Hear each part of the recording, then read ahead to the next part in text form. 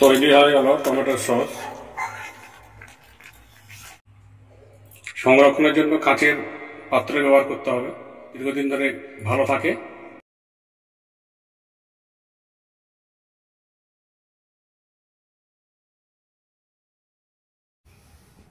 এই সময় টমেটোর দাম সস্তা। এখানে 1 কিলো টমেটো আছে, পরিষ্কার করে ধুয়ে নিয়েছি। আমি টমেটোর আজকে সস তৈরি করব। তার জন্য প্রথম অবস্থায় দেখতে পাচ্ছেন এই মুখখানা সুন্দর করে গোল করে আমি কেটে ফেলে দিচ্ছি। এবার আমি ফালা ফালা করে কেটে এটাকে রাখছি। ধারাবাহিকভাবে সমস্ত বিষয়টা তুলে ধরব।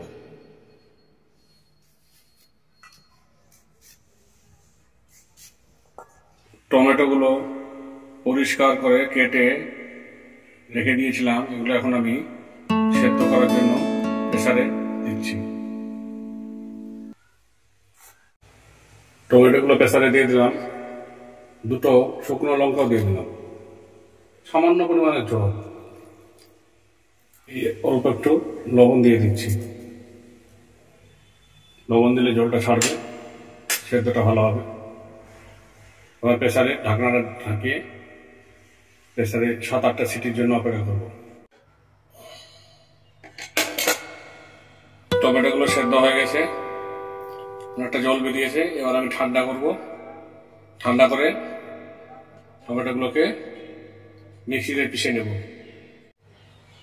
টমেটোগুলো ঢেলে নিলাম প্রেসার থেকে। এবার ঠান্ডা করে মিক্সিতে ভালো করে পেস্ট করে নিয়ে তারপর আমি ছাঁকনি দিয়ে ছেঁকে বাকি কাজটি করছি। এবার মিক্সিতে দিয়ে দিলাম, এটাকে আমি ভালো করে পেস্ট করে নেব। ছেঁকে নিচ্ছি।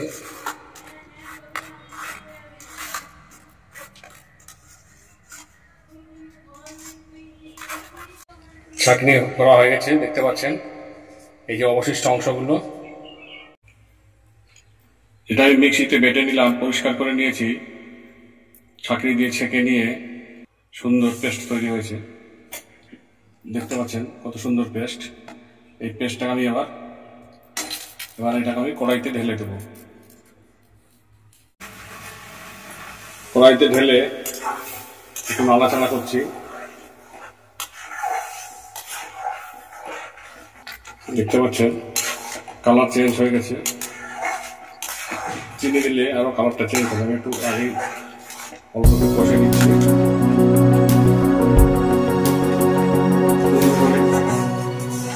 উঠছে। আমি টমেটো সেদ্ধ করার সময় দুটো শুকনো লঙ্কা দিয়েছিলাম। শুধু মিষ্টি দিলে ভালো লাগবে না, একটু লঙ্কা ভালো থাকবে। আর সেটা চিনি দিয়ে দিলাম।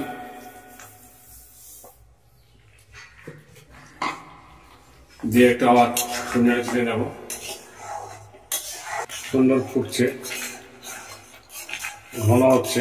চিনি দেওয়ার পর একটু ঘন হয়ে গেল, কালারটা চেঞ্জ হচ্ছে।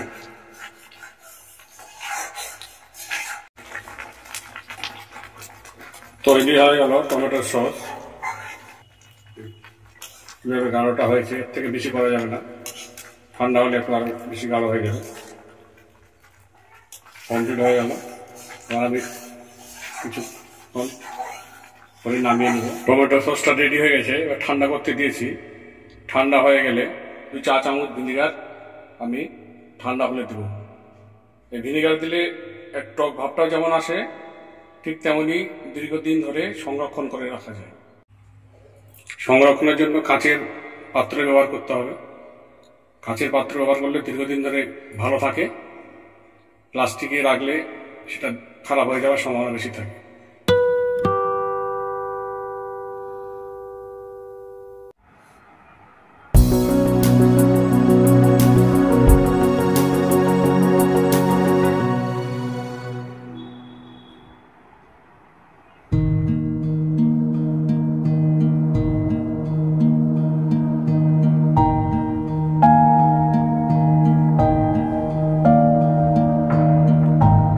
ফুড চ্যানেলে আজ টমেটো সস তৈরি করলাম। বিষয়টি পুরো ধারাবাহিকভাবে আপনাদের কাছে তুলে ধরলাম। যদি ভালো লাগে তাহলে লাইক করবেন, শেয়ার করবেন এবং সাবস্ক্রাইব করবেন।